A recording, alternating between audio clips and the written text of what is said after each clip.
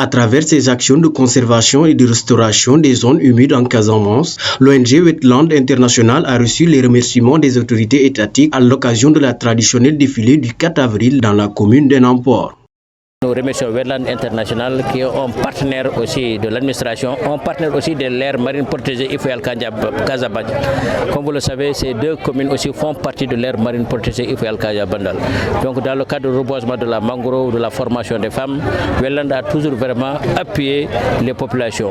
Même aussi au niveau de la cérémonie, Wetland aussi a donné sa participation, vraiment que nous remercions au passage, et en même temps aussi a donné des t-shirts à l'ensemble des élèves et les clubs mangrove installés au niveau de Enampor, installés au niveau de Niassa, pour que ces enfants-là puissent aussi faire le défilé.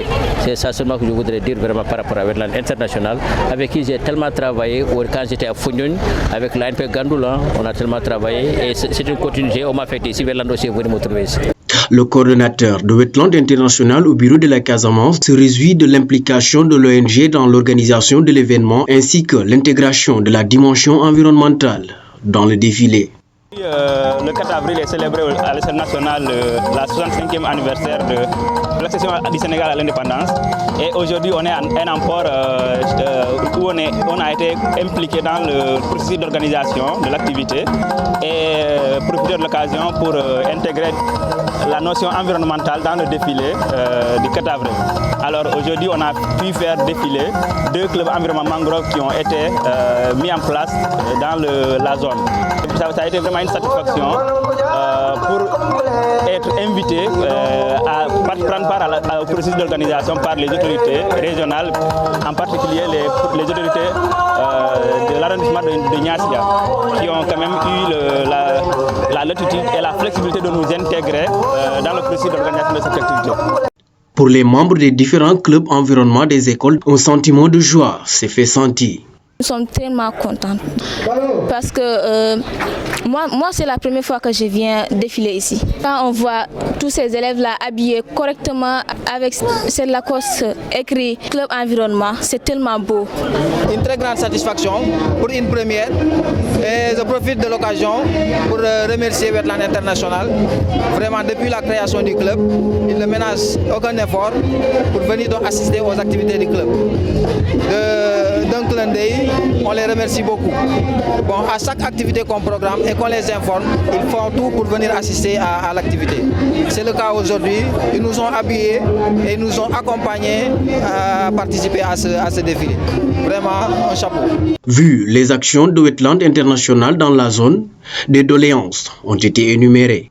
Voilà, donc comme vous voyez, il y a beaucoup de choses à faire, voyant les blonds, voyant aussi les terres qu'on est en train de perdre de plus en plus, voyant aussi les tannes qui commencent à dominer de plus en plus, qui sont des terres salées qu'on ne peut plus cultiver. Donc il faut que Wetland vraiment renforce les capacités par rapport au reboisement de la mangrove.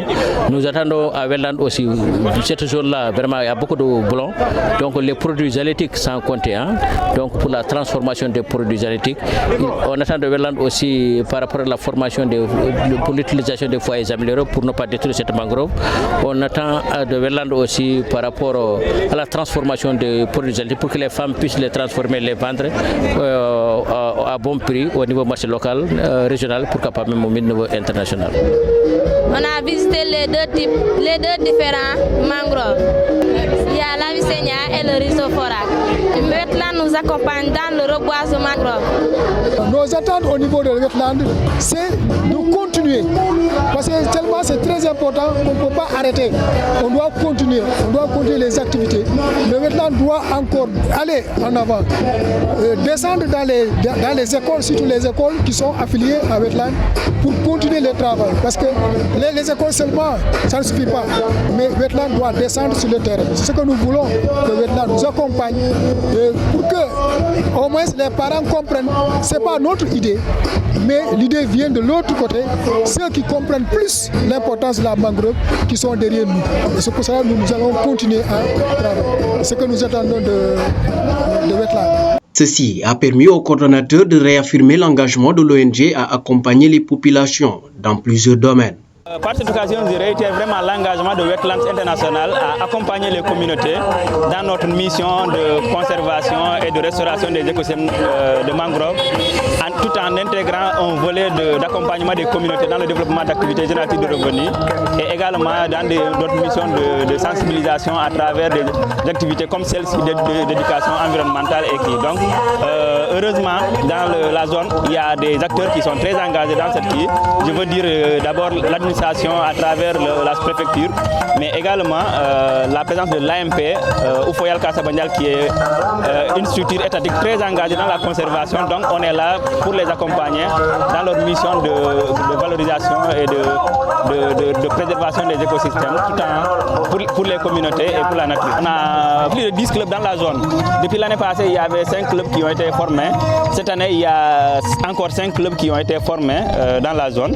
Donc nous réitérons notre engagement à accompagner, comme on l'a fait annuellement, les plans d'action des clubs. D'ailleurs, actuellement, à l'occasion de la journée internationale des zones humides, il y a un club qui a été accompagné pour réaliser une activité d'éducation environnementale.